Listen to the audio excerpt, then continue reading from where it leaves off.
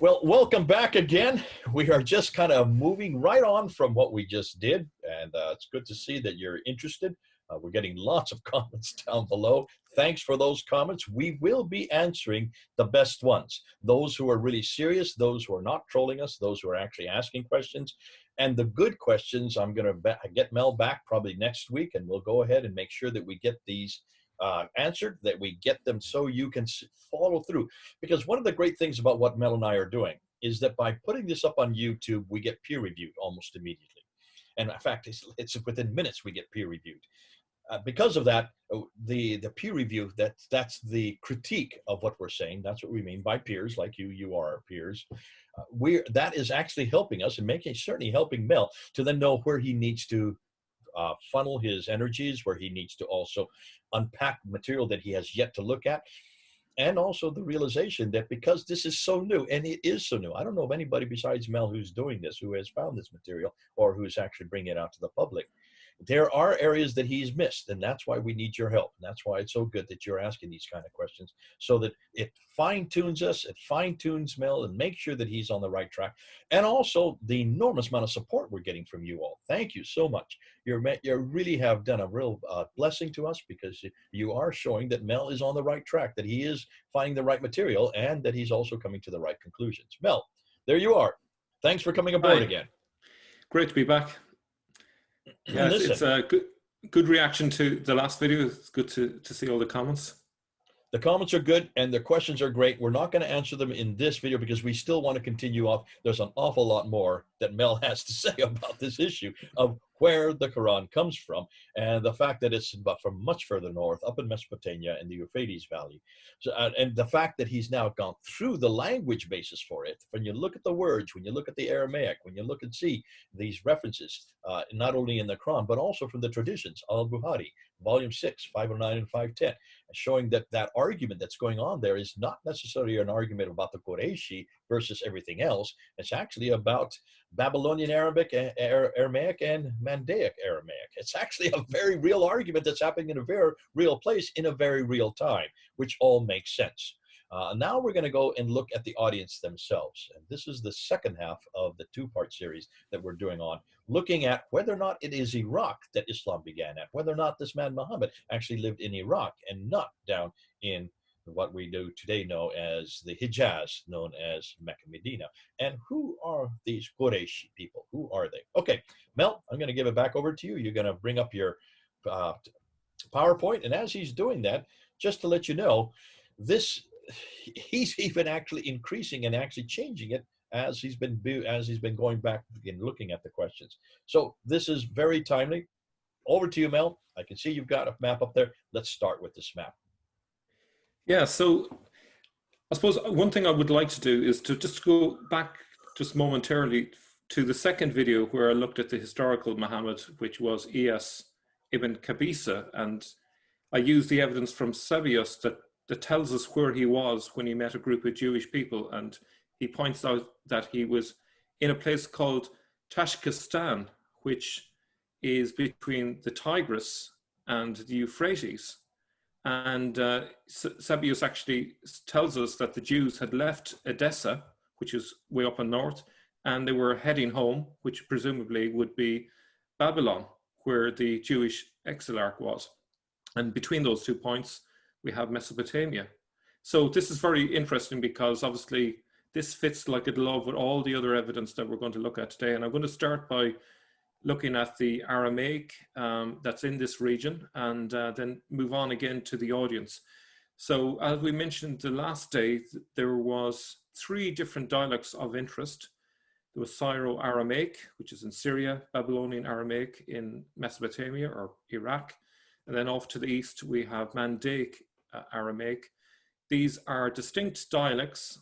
They have similarities between them, but there's also significant differences. And if you spoke one dialect, you could very easily be confused with some of the words in the other dialect. There is also another dialect, which I haven't referred to yet, which is in the Palestinian area, which was Palestinian Aramaic, so that was more a Jewish form of Aramaic. So that's another one. It's not as important for our purposes, which is why I left it out.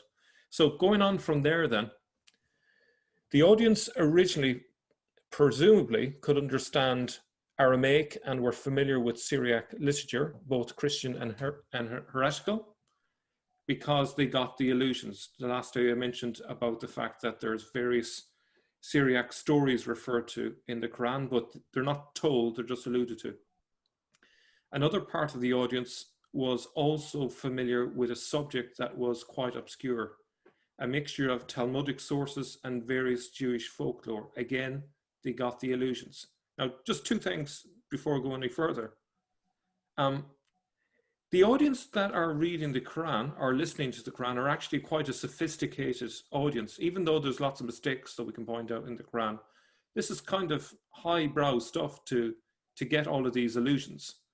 So we're talking about an intellectual audience who are familiar with Syriac literature. They don't need to be retold, it just pointed to Talmudic stories and so on, and it's all weaved together nicely.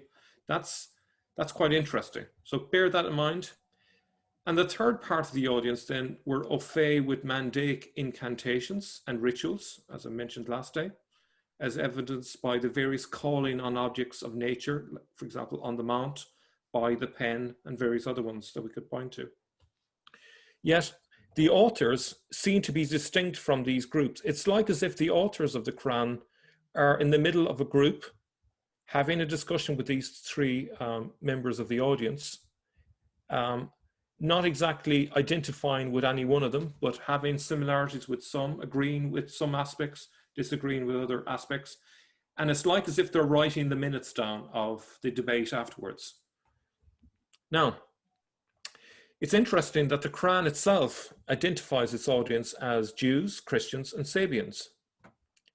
Now, you can have a look there. I won't go through them, and I'm sure you're all familiar with those three groups.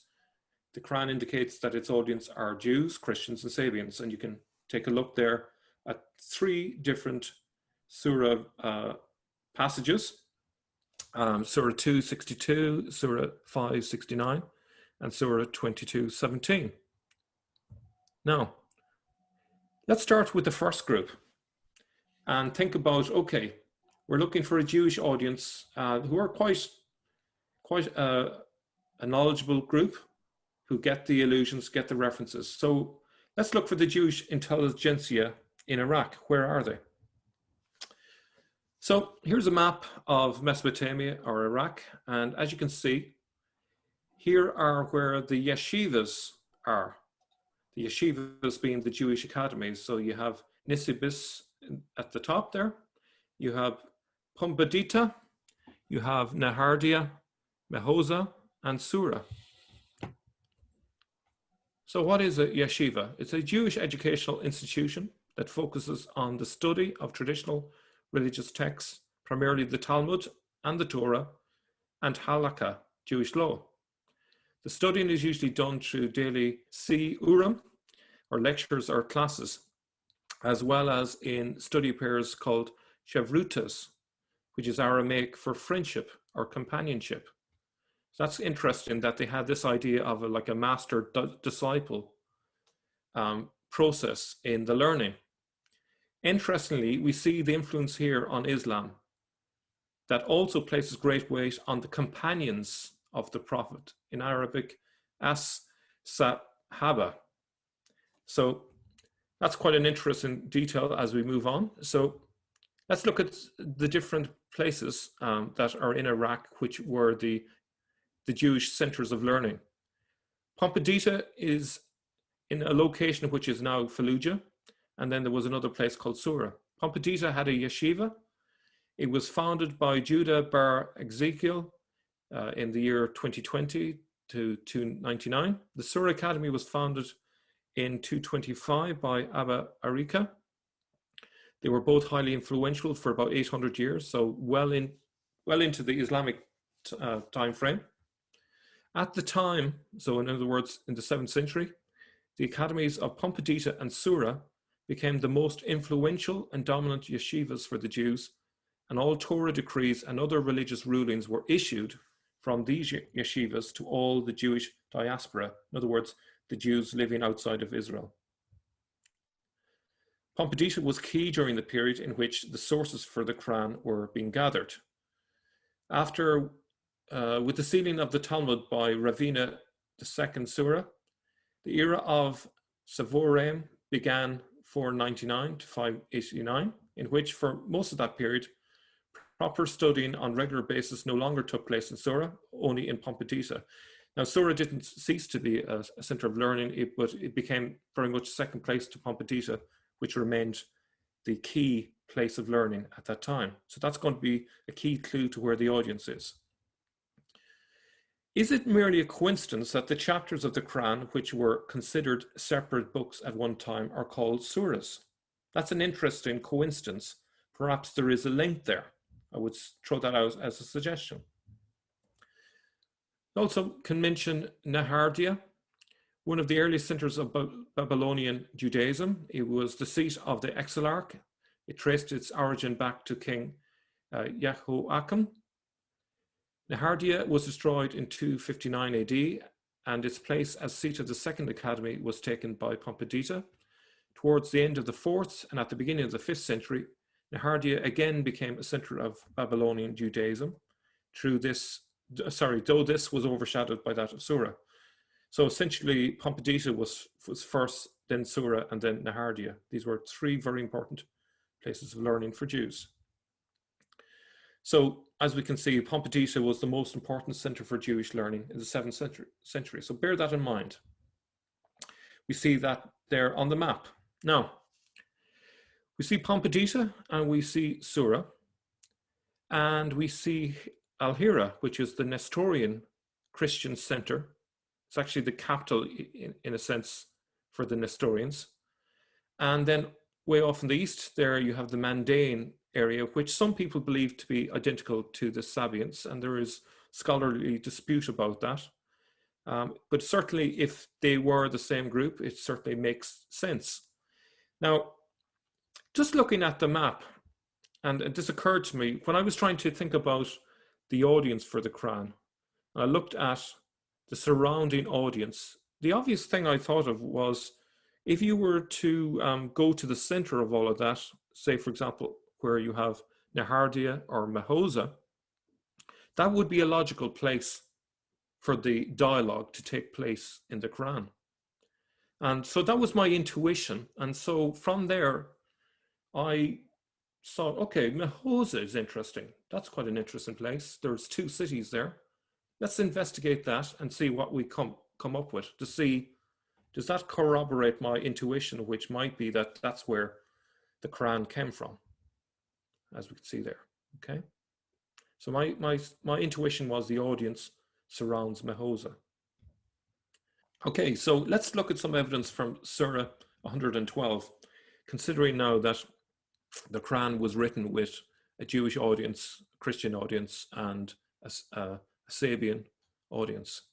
In the name of Allah, the Beneficent, the Merciful, say, He is Allah, the One, who is Allah, the Eternal, who was never born, nor ever gave birth, the one beyond compare. Now, what's interesting is the word that's used here for one is not an Arabic word. They have borrowed a word which is actually Hebrew. It's a Hebrew word, ahad, or achad in Hebrew. This surah demonstrates a willingness to use Pumbedita style learning to use as a stick against Christian Hira. It is entering the debate and saying on this issue, we side with the Jews over the Christians. It is also a polemic against the wording of the Nicene Creed. So as you can see there, if we were to compare the Nicene Creed with line 3, He is Allah, the Eternal, you'll see that in the Nicene Creed it begins with God the Father, God Almighty. I can't remember the exact words, but it refers to that.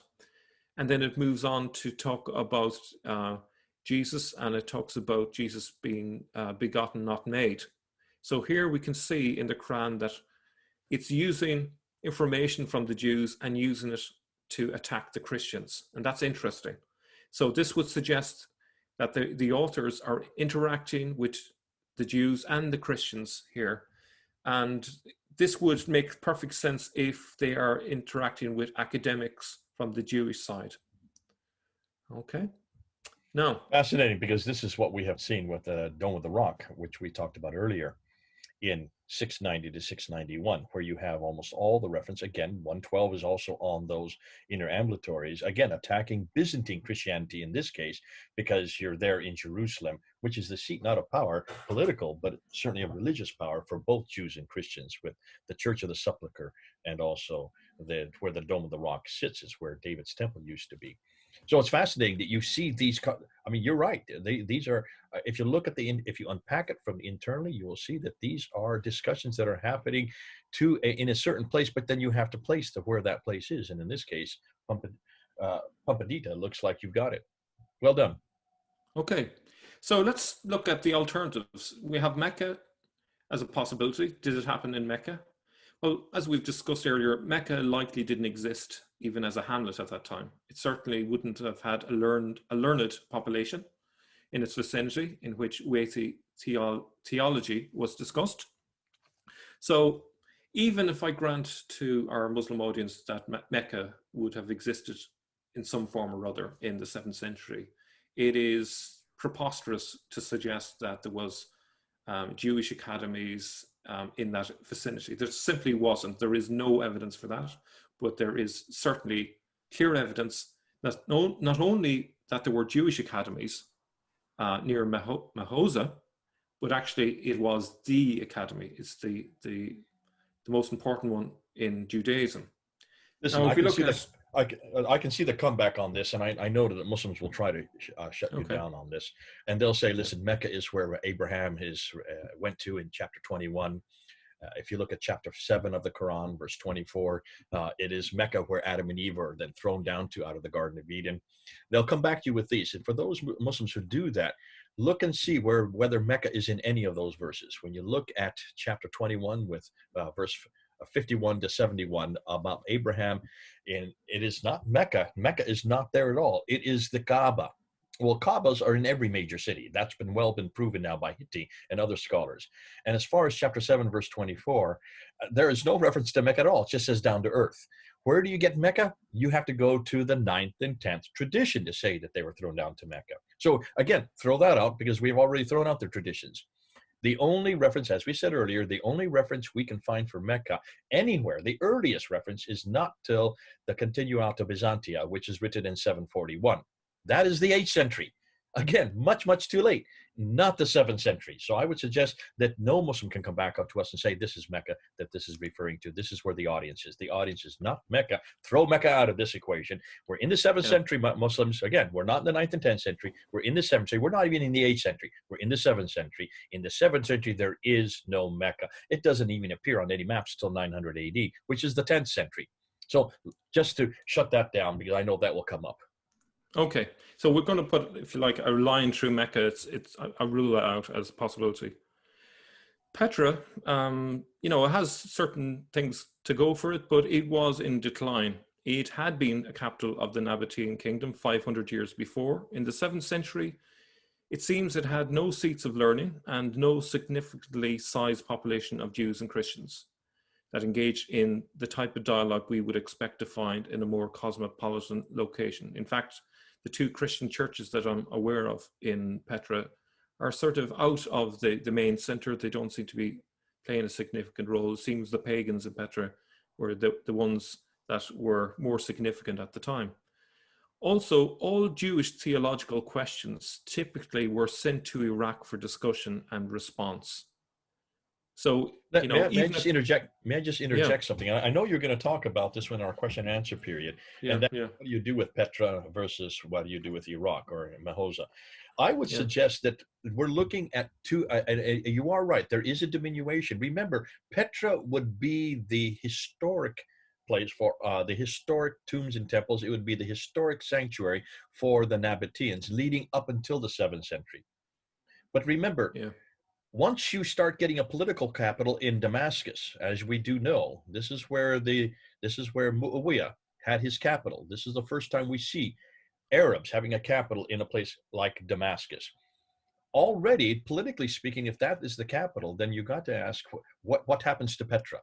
Petra never was a political capital, but it loses its significance, as we're going to see as we go on. This whole civil war that was happening between the Arabs, and when Abd al-Malik then comes and introduces and puts the Dome of the Rock there in Jerusalem. Petra, no, though it's still significant for Abd al-Malik, in that he has his both the Dome of the Rock and the Al-Aqsa Mosque that were then created in 705 are facing Petra. That is true. But can you see what's happening to Petra? Petra is becoming less and less significant because you have these two great powers, and we haven't got into this, and this is not the time to necessarily bring it up, the Umayyads and the Abbasids, who are now vying for power. And that's going to come into your discussion, because the Abbasids where are they located? Interestingly, the very same place we're talking about in these three lectures. Yes, that's absolutely. in Iraq. That is that. So people pull back a little bit and start to look at the political powers that were vying for ascendancy, vying for people's control. Meanwhile, while that's all happening, it stands to reason that politically speaking, Petra is still important. But theologically speaking, and this is what Mel's talking about, theologically speaking, look and see where the learning centers were.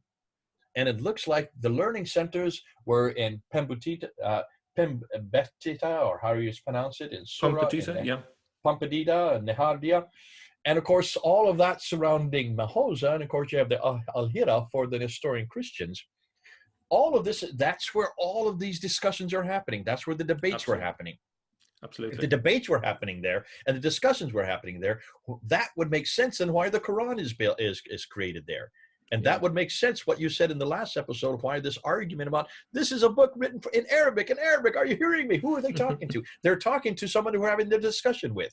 You can only make an argument with another person. An argument takes two. So who is the audience that they're having this argument with? Take a look and see where the centers of learning were. Take a look and see where the centers of theological learning were. And it looks like they're all right here in the Mesopotamian area, which makes sense again, because that is where historically everything takes place for all the great civilizations happen in that area. No wonder then that's where the Jewish have their greatest centers of learning. So do the Nestorian Christians have their greatest centers of learning. Possibly even the Mandeans or the Sabaeans also have their center of learning in that area. But much too far north and much too far east. Back to you again. Okay, so let's look at that Mahoza again. Now, Mahoza was the name in Aramaic for the cities of Seleucia on the west bank of the Tigris, and Ctesiphon on the east bank of the river Tigris, okay? In Arabic, the name is Al-Medain, the cities. The singular for that is Medina, which is city. So we see the word Medina. Now, obviously, that's interesting, the word Medina. It's not massively significant. It's just the Arabic word for city. But it gets better than that, as in the Sasanian times, Ctesiphon was called Medina al-Atika, the old city, the emphasis on the old city. This is not any old city. It's rightly referred to as the old city, as it was the capital of both the Parthian and Sasanian empires. This is a hugely significant city. Much, much more significant, at least from the Persian point of view, than Petra was. Obviously, Petra is very important from the Arabic point of view, or the Arabian point of view, but there is no city like this old city, as it's called, Medina al-Atika. This is the city for the Persians, so that is very significant. Okay, now, we mentioned in the very second video, I was going to say the first video, but the second video of our series, I spoke about my idea that Muhammad was this guy mentioned by Sabius, and who I identified with Iyas ibn Qabisa. Sabius says the following, just to remind ourselves of where he was located, just to see how it works out. So the Jews departed, taking the road through the desert to Tashkistan, Arabia, to the sons of Ishmael. The Jews called the Arabs to their aid and familiarized them with the relationship that they had through the books of the Old Testament. In that period, a certain one of them, a man of the sons of Ishmael named Muhammad, or actually I should say it correctly, Mahmed, became prominent. Mahmed taught them to recognize the God of Abraham. He ordered them all to assemble together and to unite in faith. Now, have a look. On the map is Edessa, which is up here. I don't know if you can see my cursor. Way down here is the seat of the Jews. Okay, way down here. It's probably actually just north of Babylon, actually. Okay, so the Jews have been asked by the Byzantines, well, it's probably more ordered to leave Edessa. There had been a siege beforehand, and the agreement was that they open the gates and they head home, which is down here. Okay, so it tells us that on their way they meet Muhammad and they have a discussion with him. Now it's interesting that here is where we find Old Medina. So far, all of the things that I'm saying so far all fit together like a glove. It all makes perfect sense. We don't get this corroboration if we place it in Petra, and we certainly don't get this corroboration if we put it in Mecca. Mecca requires incredible backflips to make it fit. Here, it's straightforward. There are no holes in the narrative. It all makes sense. You bring it down to the Hijaz, then you have to say Sebius got it wrong. Right in the 660s, he got it wrong. That, to me, that doesn't make sense. Yes, he may have got some details wrong, but he uses this word Tashkistan, which appears to be a Persian name for Mesopotamia. So he's very specific. Did he get it wrong? It makes perfect sense if his starting point is Edessa, and he's saying that the Jews went home, then it stands to reason that he's correct in terms of the location. Okay, so that's, oops, I'll just show you.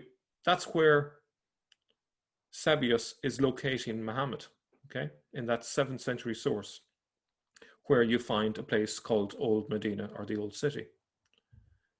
Now, another detail is the Battle of Dikar, which occurs in the Islamic traditions, is actually southeast of Old Medina, as you can see there. So Old Medina is, say, up here, just east of Najaf, and Dikar is down here. And as the bird flies, it's 135 miles, a little bit longer if you take a windy road, but there you have it. It's, you know, it makes sense. However, if you take the old tradition, you have a lot of explaining why they're making these really long trips to various places. It makes perfect sense when you set it in Iraq. Okay. Now, a question that is often asked, what about the Islamic calendar? Surely that contradicts what I'm saying. According to the Islamic tradition, the story behind the Islamic calendar is that Muhammad was exiled from Mecca and he went to Medina. So surely then I'm wrong. I've got something wrong here. That's what the Islamic tradition says. And is the Islamic tradition ever wrong? Doesn't that presuppose Muhammad was exiled out of Mecca and went to Medina? Because the calendar says so many years since this particular year, or whatever. It is possible that it relates to Muhammad being deposed from Hira, because the historical person that I mentioned was deposed from Hira. So there's him getting kicked out of Hira and moving to this Medina, which is inside the Persian border. And as someone in the comment section pointed out, Muhammad was a Persian proxy. In other words, he was chosen to work for the Persians and he was made a king in that area. So that kind of makes sense for him to go back to the Persian side after being deposed. So again, that makes sense. Or maybe this whole idea of being exiled from Mecca to Medina is just a foundation myth that somehow was an accretion that occurred over time as they started to turn it into a legend and romanticize the whole thing. Because very often people want to add details to places to make them more significant. The early inscriptions don't include AH with the year, but write in the year of the Arabs. They most likely this marks the year that the Arabs of the Ghasnids and the Lakhmids united to push off the yoke of the Persians, or more specifically the Sasanian house and the Byzantines. Again, Iraq is central to this. the Hijaz is outside the sphere of the action. Now, I spoke to, or well, actually, I had communication by email with a professor of Utah University, Dr. Peter von Sivers, because it is his thesis that the reason for the idea of in the year of the Arabs was this unity between the Ghasnids and the Lakhmids. I asked him for his source, and he had a source from the 7th century, and I can't remember the exact. Sorry, I can't remember the exact name of the source. I'll have to add that to the comment section later. But the key idea was that he saw in the source that there were a Western group and an Eastern group, and they united at this time. And so he identifies this as the beginning for the Arabs. Okay, so it wasn't about a mythical exile, but it was actually a unification amongst the Arabs, and there was a leader, which we call Muhammad. This is, when I had my discussion with Robert Spencer, he brought this up as well when I asked, why is the year 622 so important? And he says, this is the time when the Arabs really rose up against their oppressors. And that is why it's important historically, why 622 then is now then chosen later on as the year of the Hijrah, which is the Exodus. It looks like, no, the reason 622 is chosen is because, and you've mentioned this before, this is when the Arabs started to get their identity in the fact that they were now rising up against those who had so far been in power over them. And this is what you always do whenever you're being oppressed or whenever you are you've been colonized and you rise up against that colony, then that becomes your independence day. That's why we here in the United States, we have our independence on July 4th, okay, against the tyranny of British. Sorry if you're being British, that's that I shouldn't use that. I'm Irish, so that doesn't matter. But that's why I love tea so much. And that's but the same thing you can say, and anytime you have a specific date where then your identity comes to the fore, then everything, all the dates start with that date, and that's why AH then has been reinterpreted as in the later traditions as the time Muhammad moved up to Medina. No, it looks like this is when the Arabs came into their own. Yeah, this is a later invention and was projected back. I call this a retro version. It's taking an idea from a future time and pretending essentially that this happened in the 7th century. Yeah, we call that redaction. That's called redaction. And what you're doing here is redaction criticism, and that's one of the things that you have to do when you look and see in almost everything we have been talking about. When one of the biggest problems we have with much of the later 9th and 10th century traditions is they do this redaction all the time, and they do it so that Muhammad comes to the fore, so that's Muhammad's life that is that takes that significance, when in reality this didn't really have to do with one person named Muhammad. It had to do with a whole people of whom Muhammad was part of, as we're going to find later on. Okay, so I'm just going to move on. So what we're referring to here in terms of the year 622 is the Ghassanid kingdom. They're off in the west, which essentially is Syria, and the Lakhmid, which is essentially Iraq. There's just a slight difference in terms of the terminology, in terms of the geographical location, but approximately that those two are that. Now, so if we just move on from there, we are going to look at a Chinese source, which I believe is very rarely referred to in any look at Islamic history. So it's probably a good time to bring this one up. It is from 801, so it's quite late, but there's reasons to suggest that this may stem from a much earlier source.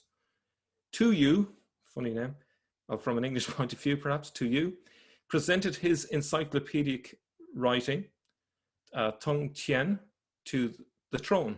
So obviously a very important source. He had begun it in 768, which is approximately around the same time as Ibn Ishaq. So it is late, but as you can see, it's Chinese source, so it's independent. So it can't be accused of being biased. It's well outside of the area. Some parts he took from other sources, so potentially could be much earlier. Please note that Mesopotamia is called Tashkistan by Sebios, as we saw, which might explain why the Chinese refer to the Arabs as Tashi. The term may relate to the Taye or Tai tribe. I'm not entirely certain, but there's certainly a similarity there. On a section in this massive tome on the Arabs, he reveals the following, and I just note that I'm getting this from Robert Hoyland, Seeing Islam as Others See It. So you can look this up yourself if you want to see the full excerpt. Now, the key details that he reveals is the following: that Muhammad was a king, so that's a confirmation. He was a Persian, which is going to be a bit of a bombshell for some of you, and that he belonged to the Tai tribe. So he says, during the Young Hu reign period, 650 to 56 of the great Chang, the Arabs Tashi sent an embassy to the court to present tribute. It is said that their country is West or Persia. Some also say that in the beginning there was a Persian who supposedly had the help of a spirit in obtaining edged weapons with which he killed people, subsequently calling for all the Persians to become his followers. There were 11 Persians who came, and according to their rank as Mushu, which I would suggest is a Chinese attempt to say the word Muslim or the equivalent of Muslim, were transformed into kings. So he's suggesting that it started with this Persian who was the leader, and then there was a series of other Persians who became leaders or kings after that. After this, the masses gradually gave their allegiance, and subsequently Persia was extinguished and Byzantium was crushed, as were also Indian cities. The Arabs were everywhere invincible. Their soldiers numbered 420,000, and by this time their state was 34 years old when the original king had died. His office passed to the first Moshu, and now the king was the third Moshu. The royal surname is Tashi. So this might suggest that if we think back to our guy in northern Iraq that we mentioned, Iyas, we mentioned that he is from the Tai tribe. That would fit with this Chinese source. So I find that interesting. Now, the source that he's using is probably from well before Ibn Ishaq. Certainly wasn't from after the time of Ibn Ishaq, because we can imagine that Ibn Ishaq would have overruled any later traditions. So it's likely that this source that he used and essentially dropped into his encyclopedia was from an earlier period. I would suggest it probably came from sometime in the 7th century. So what we're seeing here from an independent source is a very different story to the Islamic tradition. We are seeing Muhammad as an outsider. We are seeing him as a Persian, particularly, and who belongs to the Tai tribe. And it's interesting, in the Quran, it talks about the person, I can't remember the exact surah and verse, but it talks about someone having a foreign tongue. I don't know, Jay, if you remember that verse. This is someone. This is someone of a foreign tongue. There's an accusation in the Quran. Now, the word for foreign in the Quran is an Aramaic word, ajami, which means foreign, but it also means Persian. So there is an accusation in the Quran. It's peculiar, that says this person has a Persian tongue. It's actually Surah 16, Ayah 103 that you're referring to. Let me just read it. I've got the Quran here in front of me. And indeed, we know that they, and it's in parentheses, they're talking about the polytheists, the pagans, those who are not believers, say, it is only a human being who teaches him. The tongue of the man they refer to is a foreign, while this is a clear Arabic tongue. Okay, so a reinterpretation of that is that the word is ajami, which is a Persian word, is an Aramaic word, which means either foreign or Persian. So what the Quran is referring to is someone is teaching the author, but he's not Arabian, he's Persian. So that's, that adds to our case that there is a strong Persian angle to the Quran, which locates it again as here on the borderlines between Iraq and Persia. Okay, so let's move on from there. Another interesting detail is that Ali was governor of Al-Hira in Iraq, just as Iyas was before him. It's a very important city, the capital for the Nestorian Christians. Now, again, Iraq remains central under Al-Hajjaj, its governor from 694 to 715 AD, under Abdul al-Malik and al-Walid. He also ruled the eastern Can we go back territories. to that previous slide on Yeah, Ali? You're bringing in then the whole. I mean, you're actually supporting the whole Sunni Shia divide by saying yeah, this. Or yeah, do you realize that? So you're actually saying now this now makes sense why there is a Sunni Shia divide with the son of Muhammad who Mahmed or whatever the name you or Ilyas, his son lives in Al Hira, well, which no, is also Iraq. not Go ahead. necessarily his son, but certainly possibly a descendant or a successor of him. Okay. So it could be In the simply, traditions, he is the son, but in this case, or the yeah, adopted son. But in what you're yeah, saying is, in fact, that may be reason why he's the adopted son, not the yeah, biological son.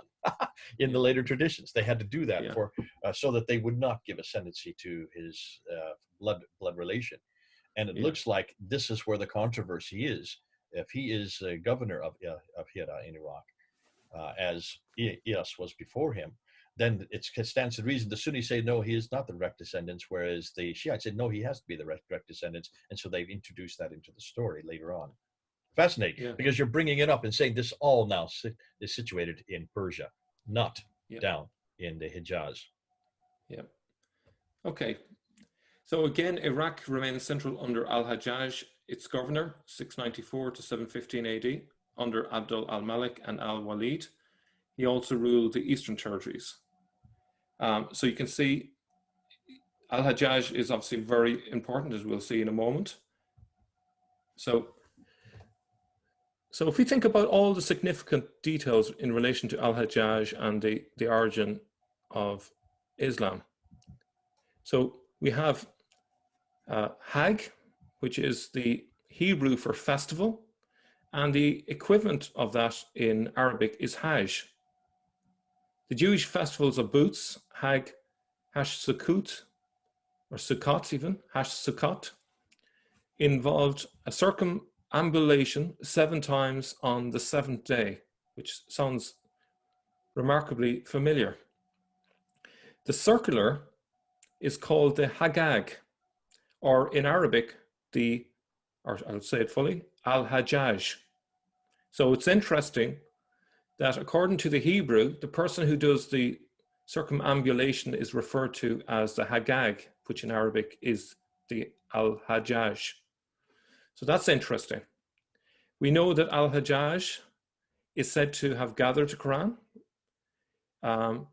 He is said to have introduced the use of the Quran in mosques, and Robert Spencer mentions that. He is said to have introduced the diacritical marks as well. The earliest verifiable reference to the Hajj is in the first decade of the 8th century, when Al-Hajjaj was governor. So again and again, we see a lot of corroboration. The circumstantial and artifactual evidence would suggest that he was the one that started this pilgrimage practice. This is a separate issue from the Qibla. We're talking about a specific type of Hajj somewhere off in the west. The location for the Hajj could have been either Jerusalem or Petra. Now, so just as some evidence, this is the earliest Hajj rock inscription. As you can see, it's from 701 to 702 CE. It's right smack in the middle of Al-Hajjaj's reign. The location is 350 kilometers southwest of the current Iraqi border. And as you can see, it's from Ha'il, Arabia. Now, there's also parchment evidence, and it involves a son-in-law of Abdul al-Malik in Egypt, writing to one of his governors in Egypt, saying, essentially, are you coming with me to the Hajj? Doesn't say where exactly. So that's 2 independent sources of evidence, again, that points to the early 8th century in terms of the beginning of the Hajj. But, you know, maybe there's going to be evidence discovered somewhere that might point to it in the 7th century, but as it stands, it looks like it started in the 8th century. Can I stop you there a minute and go back to the previous slide Yeah. again? Yep. One before that. Let me make sure that I'm hearing you correct, Mel. You're focusing in on the Hajj, but I'm focusing in on those two other references. You said that he is the one that's responsible for gathering the Quran and then introducing the Quran into mosques and introduces the diacritical marks. Is that what you're saying here? That he is the one Yes. that's... Well, if that's well, the case... Yeah. Go ahead. Yeah, I'm just going to say, well, you know, that is also in the tradition. Also in the tradition, apparently, Abu Bakr does the same, and Uthman. But it's possible that the first person to do it may have been Al-Hajjaj, and then it was redacted twice back. Maybe they put it further back in time in order to make it more authoritative and to avoid accusations that it was simply invented during the time of Al-Hajjaj. So all of these references to Hajjaj is the one who is gathers the Quran, introduces the mosque, put it into the diacritical mark, and also the first verified reference to the Hajj. These are all from the traditions. The first reference to the Hajj being from the early part of the 8th century is outside the tradition. This is actually the earliest proof that we have of the Hajj. Okay, so strike off the thing about gathering the Quran, introducing the mosque, and diacritical marks. I would say strike that out. That's not that significant because that's nothing more than, or if you want to say this, what I would say, Mel, in this case is, isn't it interesting that it is actually Al-Hajjaj who actually, even in the traditions, supports the notion that he changes it 11 times. Why would that be important unless, of course, this actually did happen? Maybe he was one that actually introduced it. The traditions then say, no, this happened actually earlier with Abu Bakr and Uthman. And then they have to admit the fact that Al-Hajjaj actually introduces it, because if he's the one that introduces it into mosque, that's hugely significant because that's where are the first mosques that he would introduce it? Well, his mosques. Where does he live? Well, look and see where he lives. He doesn't live in the Hijaz. He lives way up there, and he's well known as being the governor of Kufa. Kufa is just southwest of what is today Baghdad. Again, or as we know as Mehoza, as you're introducing in this talk. Well, actually, Kufa is the replacement city for Hira.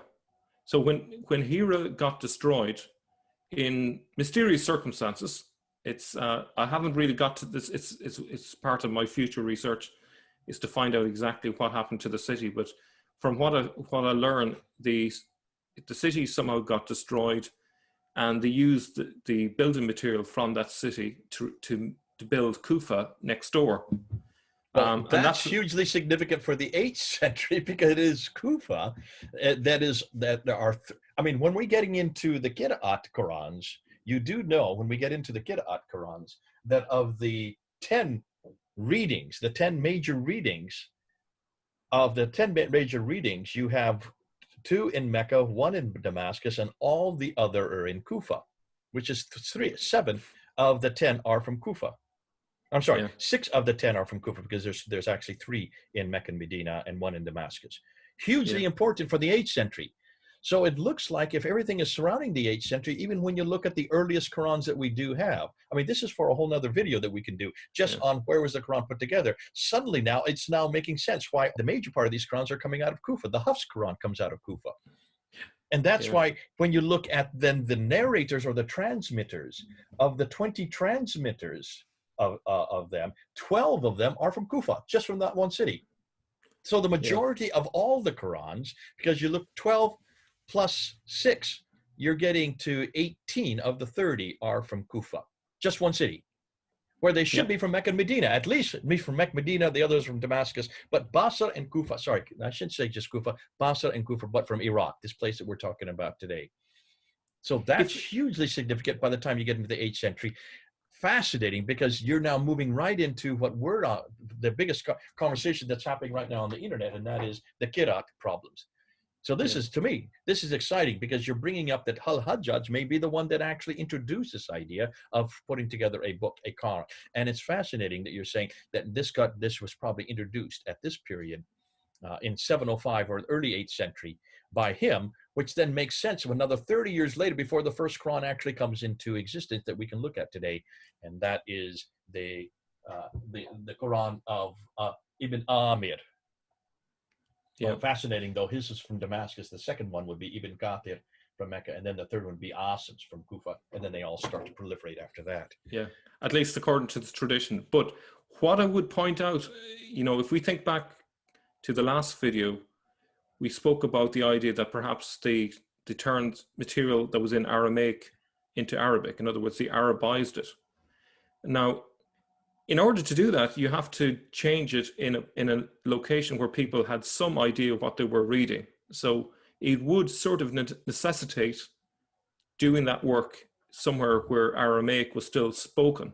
So we get back to the idea again that, you know, it all fits together very well. And that, can you then understand why there are, I mean, this is just, I mean, you can just start steamrolling with this, because then you understand then why you have different Qurans that have completely different diacritical marks. That's what the Qira'at are all about. And why you then have 10 different readings and no one complaining about it. Yeah. But notice when those 10 were chosen, they weren't chosen until 936, the 10th century. By that time, there would be all kinds of training centers and locations, but almost every one of them are in what is now today Iraq, not down in the Hijaz. Very few of them are from the Hijaz. Yeah. So all the more supporting what you're saying. Yeah, the Aramaic script as well, when you look at it in terms of its Rasim form, you can actually read it very much as if it were Arabic. So it's very easy to imagine that perhaps, you know, if we were to look at the earliest Qurans in what we think is Arabic, what you could be looking at is Aramaic. And so if that's the case, then you have, when you apply the dots to that text, you could be talking about a completely different meaning, or a significantly different meaning to the original text. Well, this is what your friend Murad brings up, because he does speak and he reads Aramaic, and so he says this very thing, doesn't he? He refers to this all the time, and he talks about this fact that when you go back to that map again, when you look at that, when you look at see what the Arabic is, and this is what Al-Jalad has been saying. Al-Jalad saying that the Arabic that we see in the Quran, even in the Quran that we have today, it is not Central Arabia. It is actually much further north. In this case, it would be Aramaic. The Tar Marbuta, these kind of things, that they don't exist in the Arabic that would have they've been there in the Hijaz area. Fascinating. I mean, this is for another talk. This is for another video. Yeah. There's something else I want to point out as well, is that the Nabatean script, which, you know, is key here, it was developed in Hira and then continued in Kufa. Okay, so essentially, when we talk about taking a text which is in Aramaic and then Arabizing it and putting it into an Arabic script and so on, it all makes sense as being connected with Hira and Kufa. So I would suggest that, you know, the story of the Quran having been first written in Mecca, and I can't remember the other location you mentioned, but I think that's another redaction. I think really the work was done in Kufa. But yeah, it looks like everything has been done in Kufa, and that's one reason why Muslims have not been able to explain why so many of the 20, what we're talking about, 22 of the 30 Qurans that are now the official Qurans, the Qira'at Qurans today, come from Iraq. Yeah. Why? If the whole premise was to have them from Quraysh. Okay, back to you. Okay, so a little bit more on Hira and Kufa. Hira capitulated in 633, and a new city was built nearby called Kufa in 636. Tradition holds that the Arabic script was developed there. The Kufic script ought really to be called the Hira Kufi script, and this is actually a building that was found. I think that is a building from a monastery, so there's not much left of it, but it seems it was destroyed in quite a ferocious manner. I'd love to know more about the manner in which this all happened, but as I say, I don't want to go beyond on what we see. Here's another picture of that area. And a lot of it has emerged as the sand blew off, so luckily it's kind of coming into view now. It was hidden for centuries. And there's another nice piece. As you can see there, it's an image of a church from Hira. And so it's clear that Hira was a Christian city, a Nestorian city. And also another detail, is the cave of Hira, is that story an echo of historical origins in the Lakhmid capital of Hira? So that's another aspect of the story that pops up and kind of makes you think, there's something funny about that. So Kufic is the oldest calligraphic form of the various Arabic scripts. It consists of a modified form of the old Nabatean script. The name of the script derives from Kufa, a city in southern Iraq, which was considered an intellectual center within the early Islamic period. Kufic is defined as a highly angular form of the Arabic alphabet, originally used in early copies of the Quran, and there's Kufa there on the map. I want to show you an image of it there so you can see what it looks like. Hira used the Nabatean Arabic script. After Hira's demise, Kufa took over as an intellectual center. Again, Hira and Kufa were intellectual centers, which again fits in with Pompadita as well. Originally, Kufic did not have what is known as a differentiated consonant, which means, for example, that the letters TB and TH, Ta, Ba, and Tha were not distinguished but by diacritical marks and looked the same, which leaves us with lots of possibilities of misinterpreting the text. This is fascinating. I mean, what you're bringing up here, this could be an entire study in and of itself, because we've always known that you have the Ma'il script, which is this perpendicular, slightly slanted. Ma'il means slanted in Arabic, to the right, and that you find in the 2165 manuscript that you have in the bibliothèque. I'm sorry, the British Library, there in the Riblack Gallery. You also then have the Kufic scripts, which you're pointing out there, the elongated, much more much more angular, and much more stylistic.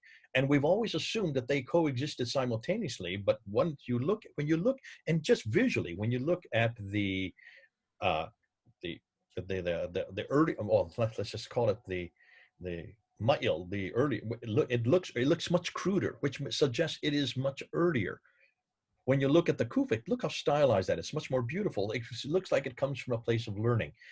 So what we could be saying, and this is why we're going to have to redo, if the archaeological evidence and the historical evidence suggest that this is all coming out of Kufa, which makes sense now, that's the word Kufic, then you're going to have to understand that this would all have come out during the Abbasid period. The Abbasids were the ones that introduced this script. The Abbasids don't come into power until 749. That doesn't say that you have to have the political power for these manuscripts to start to be produced.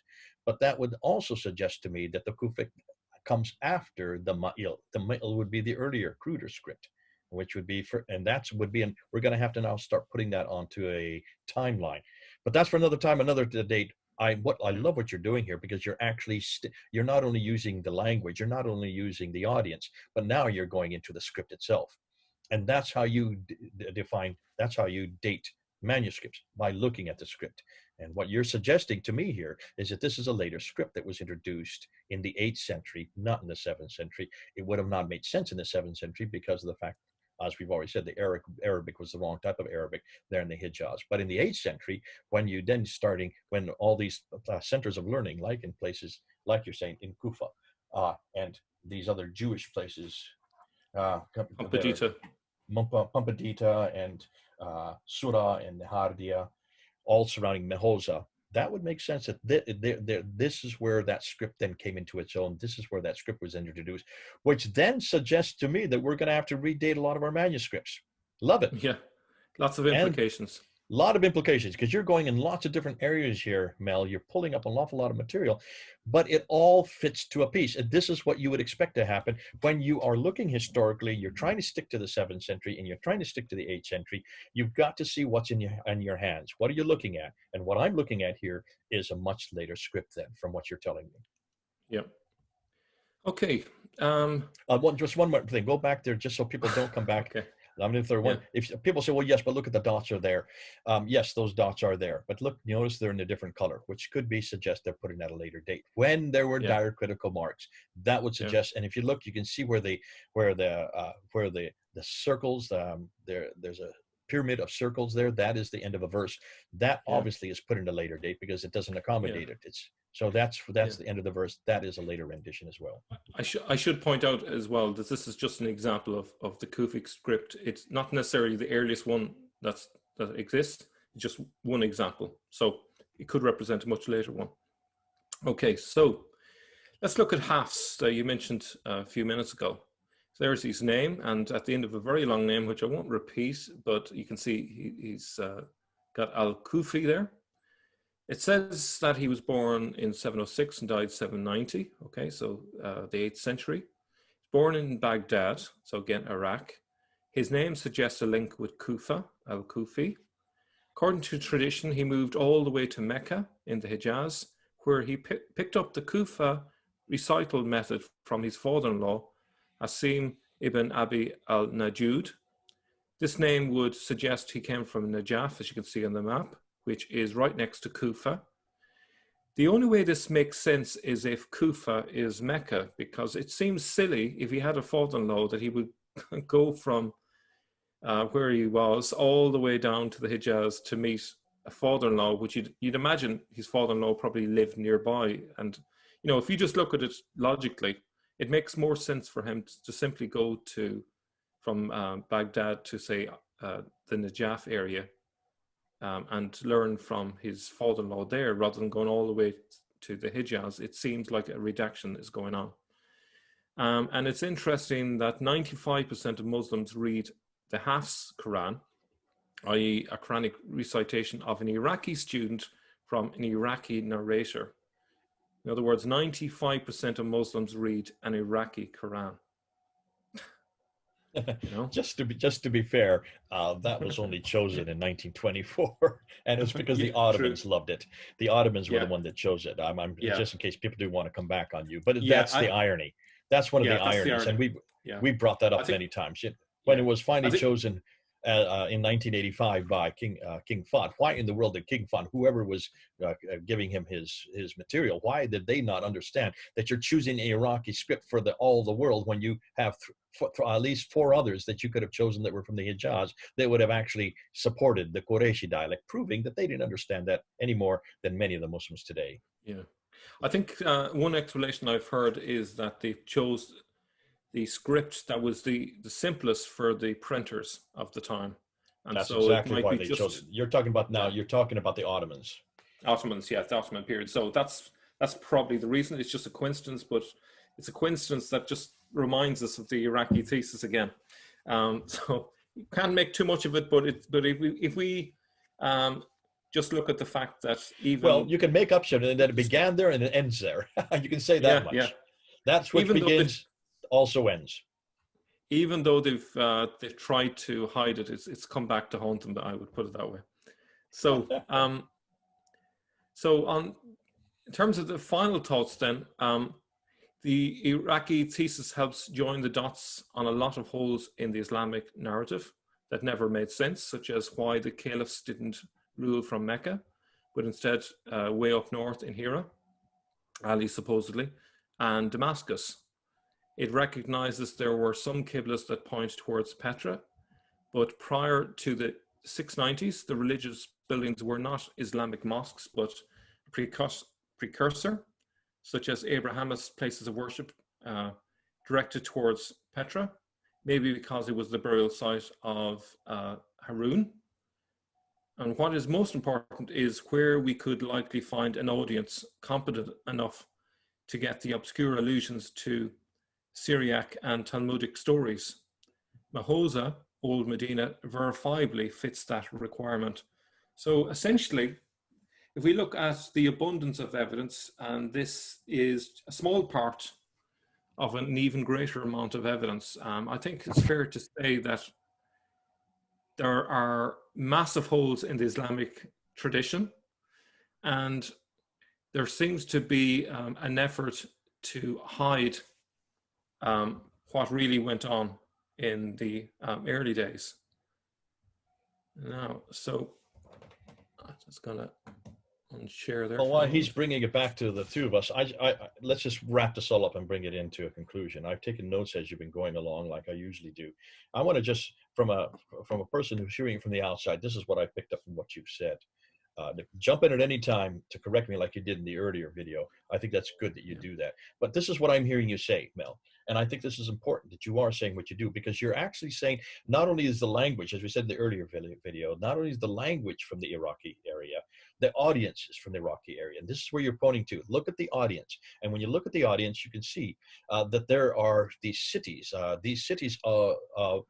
the Jewish cities of Pumbedita, Surah, Nehardia. Look and see, then you have Hira, which is the Christian Nestorian city. These 4 cities are all places of learning.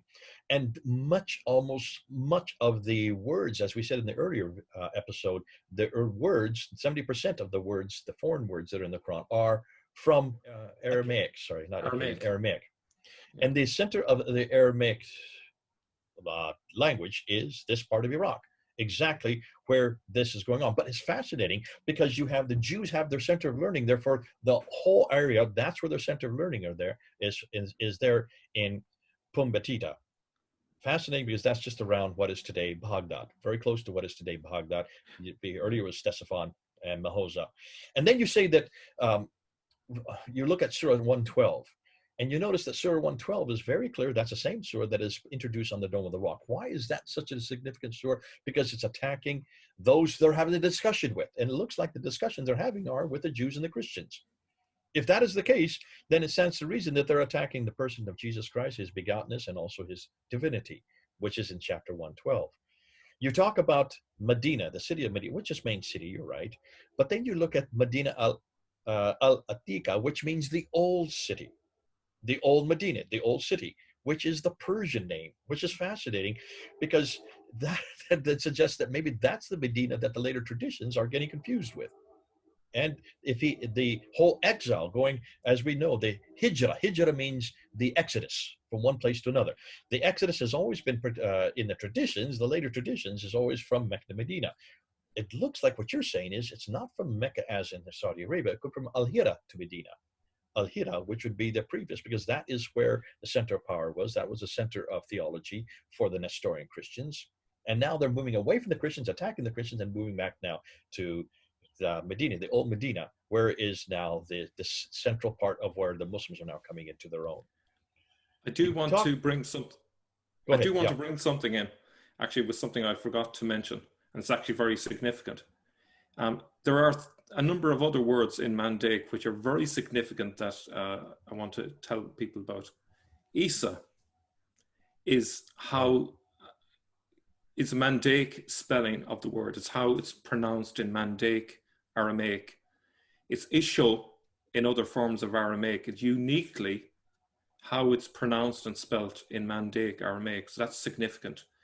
Yahya, or Yahya, I forgot to say it right the first one. Yahya is also the Mandaic form of John, Johann. So those are significant words there. So now, just remind people, that's Mandaic extra support. Mandaic is what part? Yeah, so Mandaic is actually from the Persian side. So it's just it's the eastern part. It's literally over the river in the Tigris area. So it's not far. In fact, it's inside the border where Mahoza is, which is Old Medina. So we find that's like the intersection between two dialects. So you have the Babylonian dialect meeting the Mandaic dialect.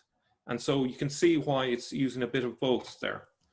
So, you know, it's interesting that the only place that we can find the word Isa in terms of a dialect is Mandaic. So it's much easier to suppose that the Quran was written there than way down the Hijaz that doesn't have this explanation for the particular spelling of it. Fascinating.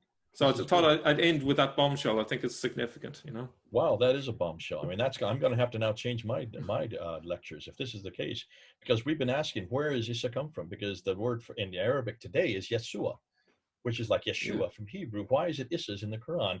If that is the case, if it's Mandaic Aramaic, then that places it right there, right around Mendoza again, right around the old Medina, right around Ctesiphon, right around Baghdad, right in the middle of Iraq. Brilliant. Thanks, you. Another bombshell, as we're going to be seeing.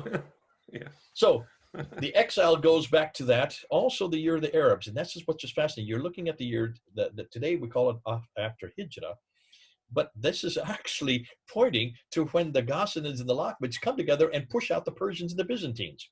That's why that year is always a big one, because when did that happen? 622, as we saw in an earlier episode that we have. They push them out and they throw off the yoke from that. That's why from there on out, that becomes the year of the Arab identity. They now have their identity. They now no longer are colonized, and they're throwing out the oppressors. Fascinating, you brought in this whole thing from China. I love that.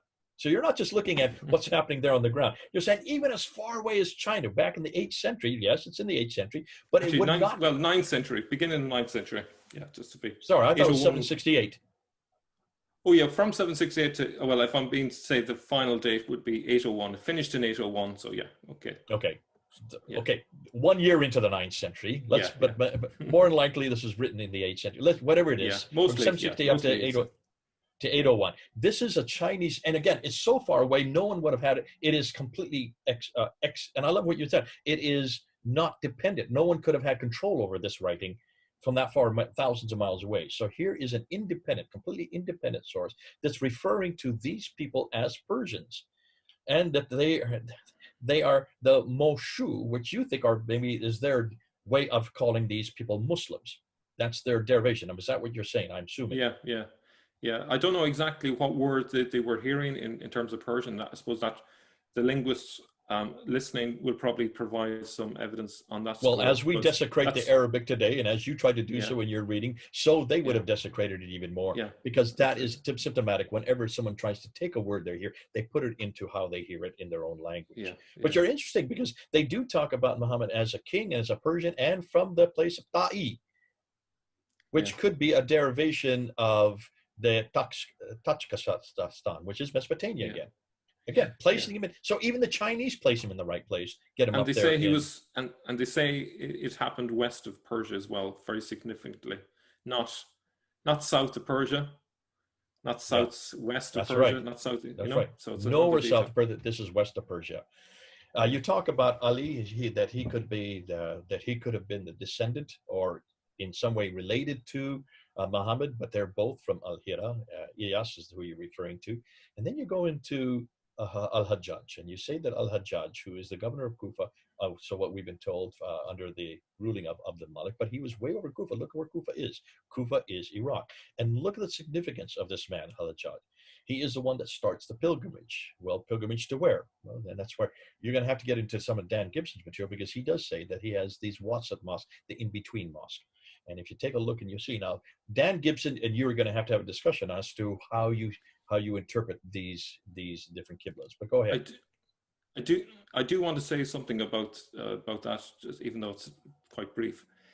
So if you think about the three groups, the Jewish group, the Christian group, well, let's say, no, actually, we'll focus on the Abrahamist group, which are the main writers, I would suggest, of the Quran, the Abrahamist group. You have the Christian group, and then you have the Mandaic group, which we might refer to as the Sabians. So the Nestorians, being Christians, prayed to the east. That would be their Qibla, essentially. You have these Abrahamists would have prayed to the west. And then you have the Sabians, they prayed to the south. So in terms of the tussle, where they're praying towards suggests who's in charge. Now, it's interesting, once the Abbasids take power, where you find the Mandaic group who pray to the south, suddenly Mecca gets moved way down south. So I'm just suggesting that this may be a possible explanation for why they moved things way down south, to fit with the Mandaic point of view, which is they were used to praying south. They're the ones who prayed 5 times a day. And there's lots of other similarities between them and the later Islam. So I'll just throw that in. Throw that in. I think this is something. I'm going to put a big question mark on this, because I do like what Dan has done. Dan Gibson has done with this. And he looked, for me right now, his view of why you have a Mecca from Petra moved down to the present day Mecca. If you look at all the 5 stages of the Hajj, that you do see there, they can all be they are all reproduced in Petra. But that's for Yeah. another time. That's for another debate. Again, Yeah. this is a white paper. We're putting it out there, and we're saying both are possibilities. That this will continue, and we may need to have both you and Dan on board to actually talk to each other and just put your theories back and forth and let the general audience come to their conclusions. But that's what we're doing, isn't it? You all come to your conclusions. Are you now seeing what Mel has done here? And this is, I hope you're picking this up. Mel is supporting both linguistically from the Arabic itself, moving from the Aramaic to the Arabic. He's also looking at it from as far as the physical evidence that's on the ground. He's looking at it from the historical view of where the big centers of learning are coming from. He's even using references that are words that are also definitions of words that come that could only be Persian or could only be Iraqi. And then he's also even using evidences that come as far away as China to support the fact that all of this material, these people are not from the Hijaz. They're from much further north, and they're from much further east. And they are all from the area of Iraq, which should not surprise us, as Mel said, because everything we've known about the great civilizations is from that area of the world. This is the seat, this is the cradle of all the great civilizations. If that is the case, then why are we surprised that not only the Jews are centered there, so are the Sabaeans, so are the Mandaics, so are the Christians, Nestorians especially. They're all centered in that area. And that's where the dialogue is going on. And with that debate going on between them, it stands to reason why the Quran keeps on talking about the fact that they always refers to the Jews and the Christians. And then it also says, why is it that this book is an Arabic book? Why is it an Arabic book? Because there's a discussion going on as to whether or not it is an Arabic book and whether there are other languages that are influencing it. Great stuff, Mel. I mean, this is starting to get our juices going. It's getting our not only our brain cells functioning again, but I'm sure there's going to be a huge discussion about this. We want you to discuss. Put your ideas out there. If you don't like what Mel has been saying, say so. If you do like what Mel's been saying, say so. But come back and peer review us so that we can then get together, and we'll probably do it next week, Mel. You and I will get together and we'll actually answer some of these questions. But we need you to put them out there. Send us out to other people, because we're revising the whole history of Islam in one fell swoop. And we're saying we're sick and tired of all the traditions that are from the 9th and 10th century that are kept on imposing and only giving us one narrative. And that's the only narrative that has been taught in all our schools and all our seminaries and all of our seats of education here in the West and also around the Muslim world. We're sick and tired of it because they're the wrong people, the wrong place, much, much too late and at the wrong time. And we also, as historians, have asked, where then is the evidence on the ground? What Mel has done in these series of videos, this is the third one we put up this week. These series of videos, what Mel has done is what every historian should be doing. Why they haven't done it to now, I don't know. But he's going back to the time period when this all took place. He's going back to the 7th century. We're only interested in the 7th century. He's gone back to the languages. He's gone back to the names. He's gone back to the cities. He's gone back to the centers of training, all from the 7th century. He's gone back to quotation after quotation, even looking at artifacts, even looking at the script of the Arabic. And he's saying in every case, they all point to one place. And that place is where, surprise of surprise, is where it should be. It should be Iraq. So you started out with Iraq. Looks like we end with Iraq. It looks like, as you're going to say in later time, it is where civilization began, is it not? If that's where the Garden of Eden began, it's in Iraq. If it's where the civilization began, then why are we surprised it's also where Islam began? But how did it begin and why did it begin? It began because of these discussions that were going on in the Abrahamic fold, these discussions that were happening between the Jews and the Christians and these Arabs or these Persians who then wanted to have ascendancy. So can you see why this is important at this time, now in the 21st century? We're starting to connect the dots. And what Mel has done a great favor. Thanks a lot, Mel. God bless you for all the work you do. God bless you for your humility. And God bless you for the fact that you really are striking a nerve here. Keep it up. We want to hear more. And as you can see from the many comments, people are excited. We're going off the records as far as the number of people who are hitting this and are watching it and are also responding to it. So over to you, Mel. You have the last word. Well, thank you, Jay, for having me on again. As I say, this is a thesis, or, I've gathered up evidence from different sources, and this is how I interpret it, and others may question it, and they may say, well, I disagree with this point or that point, but I challenge people to refute me. Tell me if you think I'm right or if I'm wrong, and tell me why. Tell me why we should trust the Islamic tradition and why we shouldn't trust the historical evidence. So I'd like to hear from you. I was fascinating. I got a email from Robert Spencer last week, and then he said, "Jay, could you please call me?" So I called him up, and he said, Robert Spencer says, "I'm going to have to rewrite my book. I'm going to have to rewrite Did Muhammad Exist?" And my editors agree with me. So he is now in the process of rewriting Did Muhammad Exist from 2012. He's going to have 10 years later a completely Really? new book. And he's going to introduce some of your material, and he's going to put that Wow. and says, we've got to redirect, we've got to re-understand, we've got to start going back to the 7th century and look at it anew. Wow. So you're getting a lot of people on board with you, Mel. Well, that's amazing. They're not necessarily agreeing with you. I'm not saying they're all agreeing with you. No. Okay. No. But at least That's what good. they're saying is you're bringing into this whole discussion a whole new category that we've not thought of before. And I think from years to come, people are going to look back and say, Mel, you opened up a real maelstrom. You opened up maybe Pandora's box, but what a box. And this is terrific because it's getting us back to the truth. What I would like to say to the Muslims who are watching is I don't want you to just accept what I'm saying. I want you to think, because you've been told one story. Don't trust me.